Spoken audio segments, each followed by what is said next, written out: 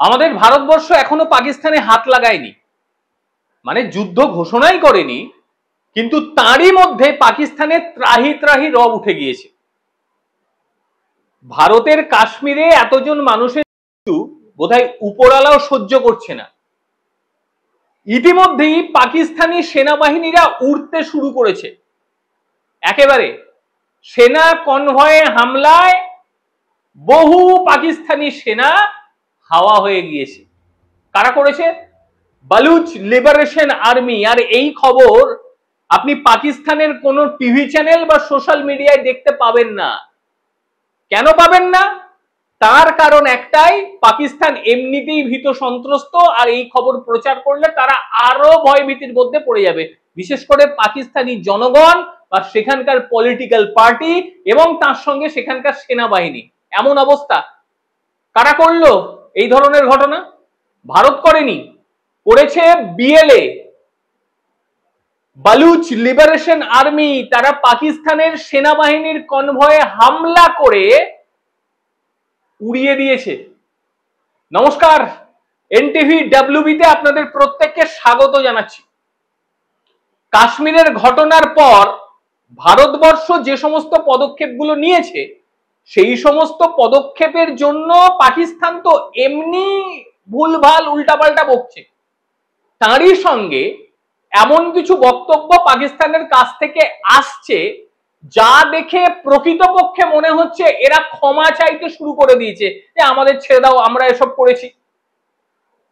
ভাবতে পারেন, পাকিস্তানের প্রতিরক্ষা মন্ত্রী খোয়াজা আসিফ একেবারে সংবাদ মাধ্যমে ইন্টারভিউ দিচ্ছিল স্কাই নিউজকে, এবং সেই ইন্টারভিউ দেওয়ার সময় তিনি বলে ফেলেন 3 দশক ধরে তারা সন্ত্রাসবাদকে প্রমোট করেছে, সন্ত্রাসবাদী তৈরি করেছে।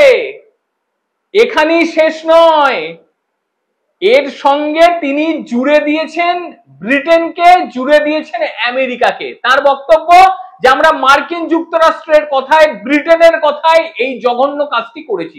একবার ভেবে দেখুন কি স্বীকারোক্তি।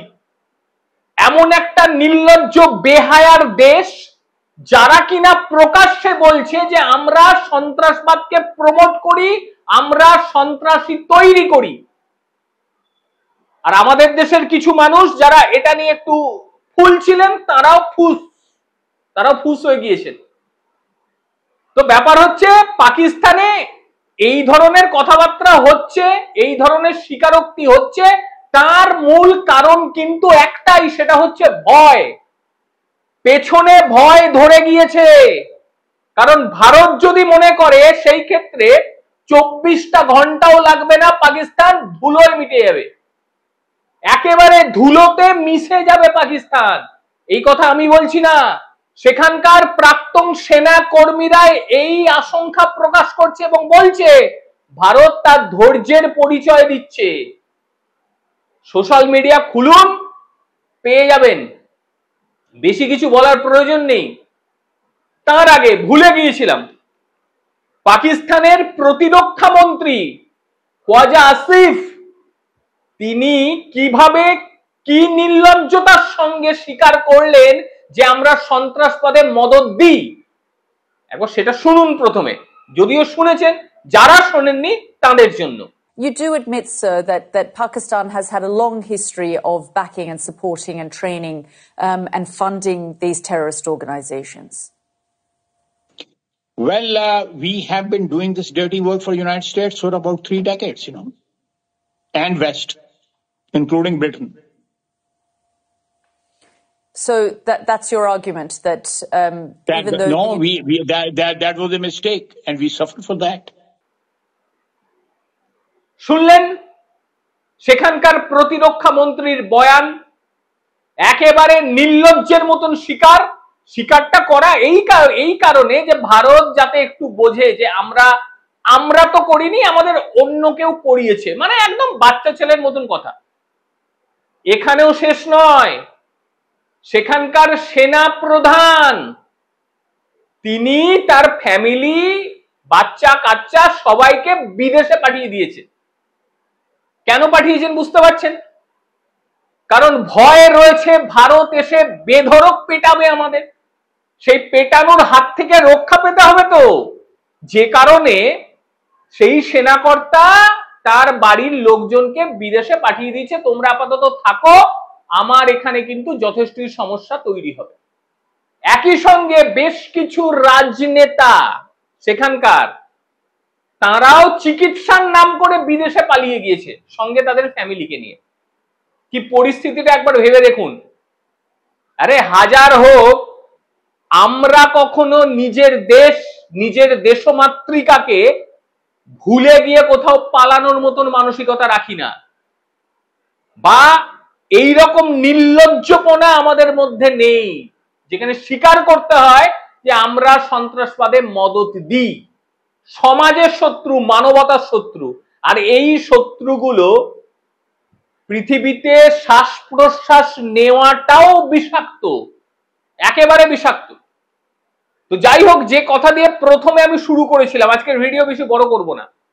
পাকিস্তান সেনাবাহিনীর কনভয়ে হামলা হয়ে গিয়েছে, সেই হামলার ভিডিও প্রকাশ হয়ে গিয়েছে, চলছে, বুঝতে পারছেন পেছনে।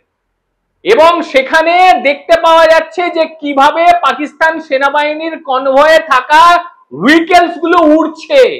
10 জন পাকিস্তানি সেনার খতম, শেষ। তাতে যে আমরা খুব একটা শান্তি পেয়েছি তা নয়, আরো দরকার। এতে চিড়ে ভিজবে না, যদিও ভারত কিছু করেইনি। বিএলএ তাদের এক্স হ্যান্ডেলে এটা প্রকাশ করেছে এবং প্রকাশ করে একেবারে জানিয়ে দিয়েছে যে কনভয়ে হামলা করে 10 জন পাকিস্তানিকে হাওয়া করে দেওয়া হয়েছে। এবং সেই ভিডিও প্রকাশ করার পরে তারা বলে দিয়েছে এটা আরো চলবে, এটা থামার কোনো বিষয় নয়, বিএলএ করেছে। এবং পাকিস্তান তো বরাবর বলে না না এটার কোনো প্রমাণ নেই, একেবারে প্রমাণ দিয়ে বুঝিয়ে দিয়েছেন। এবং আশ্চর্যের বিষয়, যেমনটি বললাম, সেখানকার কোনো মিডিয়ায় আপনি এই খবর পাবেন না। পাবেন কি করে? পাবার তো জায়গাই নেই। একই তো ভয় ভীতি, তার মধ্যে যদি তাদের এরকম কাণ্ড ঘটে তাহলে তো মহা মুশকিল। এইবারে অনেকের মনে হচ্ছে যে ভারতের হয়ে তো অনেকে কাজ করে দিচ্ছে, তারা নিজের দেশ বা নিজের জায়গাকে স্বাধীন করার জন্য কাজ করছে, এটা আলাদা পার্ট। এইবার প্রশ্ন যে ভারত কবে ঠিক হামলাটা করবে? ভারতবর্ষ ওয়েট করছে, ওয়েট। কারণ এই দেশটা যেভাবে প্রতিটা মুহূর্তে ভুলের পর ভুল করেই যাচ্ছে, তাতে একটু অপেক্ষা করলে তো খুব একটা খারাপ কিছু হবে না। কারণ দেখুন, এতদিন ভারতবর্ষ এই পিওকে কে পার করেনি বা পিওকে হামলা করেনি, কারণটি কি আপনারা প্রত্যেকে জানেন? সিমলা চুক্তি।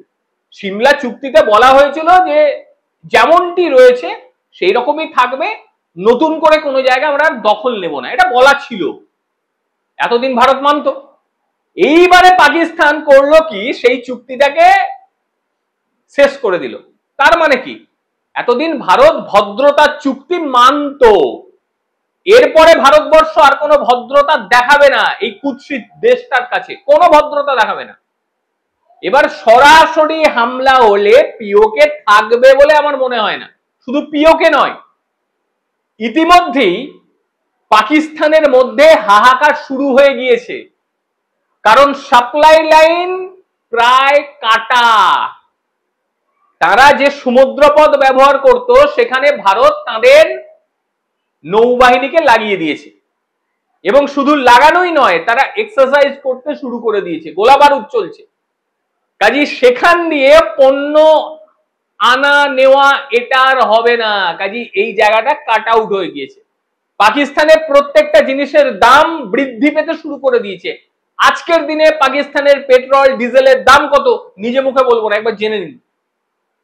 শাকসবজির দাম কত একবার জেনে নিন। কোন পরিস্থিতিতে গিয়ে পাকিস্তান পড়ে গিয়েছে, পাকিস্তানের সাধারণ মানুষ পড়ে গিয়েছে। এটাই তো হওয়া দরকার। যে দেশটা মানবতার শত্রু, যে দেশটা মানুষকে শেষ করার জন্য সন্ত্রাসবাদকে তৈরি করে, সন্ত্রাসবাদীদের লালন পালন করে, সন্ত্রাসবাদীদের মোটিভেশন দেয়, সেই দেশটার আর কি হতে পারে? এর মধ্যে একটা খুব গুরুত্বপূর্ণ বিষয় আপনাদের বলি। কালকে আমি দেখছিলাম, একটা আর্টিকেল পড়ছিলাম, খুব দুর্দান্ত আর্টিকেল। সেখানে বলা হয়েছে পাকিস্তানের কিছু সোশ্যাল মিডিয়া, ইউটিউবে দেখবেন তারা ভারতের হয়ে কথা বলে পাকিস্তানের মধ্যেই। কিন্তু ধরুন একটা গাড়ি দেখে বলা হলো এই গাড়িটা কোন দেশের, বা কোনো জায়গাকে দেখে বলা হলো এই জায়গাটা কোন দেখে, আমরা খুব ভালোভাবে দেখছি। মনে রাখবেন এটাও ট্র্যাপ। এই ট্র্যাপের মধ্যে সাধারণ মানুষ ফাঁসবেই, কারণ ভারতীয়রা দেখবে, ভারতীয়রা যত দেখবে ভিউজ তত বাড়বে, সেই ভিউজে উঠবে ততটাই পয়সা, সেই পয়সা সেখানকার সন্ত্রাসবাদীদের কাজে লাগবে। কাজেই সাবধান। সেখানে কখনো আপনি দেখতে পারবেন না পাকিস্তানের কোনো ভুলভাল জিনিসকে দেখাবে না, পাকিস্তানের কোনো ছবি দেখতে পাবে না, পাকিস্তানের কোনো বাজে জিনিস দেখতে পারবে না, সবকিছু এরা ভারতের নিয়ে ওটাকেই খবর করবে, আর আমরাও বোকার মতন দেখি।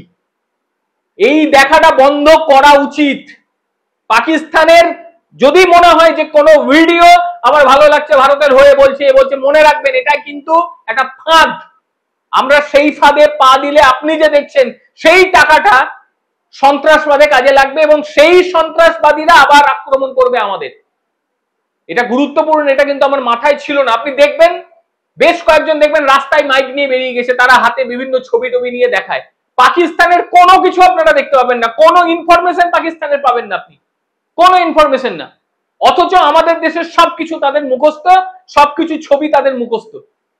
পাকিস্তানে এই সমস্ত চ্যানেলগুলোকে ব্লক করুন ইমিডিয়েট, কারণ এরাই কিন্তু আমাদের ফাঁদে ফেলে কাজকর্মগুলোকে চালিয়ে যাচ্ছে, পুরো ফাঁদ। এক একটা ভিডিওতে ভিউজ কত ভাবতে পারছেন? মানে মিলিয়ন্স এর ভিউজ, মানে এক একটা ভিডিও থেকেই অন্তত $300-400 কামিয়ে নিচ্ছে এক একটা ভিডিও থেকে। প্রতিদিন কত ভিডিও হয়, আমরা দেখছি বলে ডলারগুলো হচ্ছে তাদের। সাধারণ বুদ্ধিতে আপনি বুঝুন, পাকিস্তানের কিচ্ছু দেখতে পাবেন না আপনি, কিচ্ছু না, সবকিছু ভারতের। আরে ভারতের জিনিস যদি দেখি তো ভারতীয় ইউটিউবারদের কাছে দেখবো, তাদের কেন দেখতে যাবো? কিসের জন্য দেখতে যাব? আমারও খেয়াল রাখতে হবে, আমিও বোকার মতন দেখতাম যে ভারতের সুনাম করছে তো দেখি, কিন্তু সুনাম তো নয়। এই সুনাম করে আমাদের কাছ থেকে অর্থগুলো তারা নিয়ে নিচ্ছে।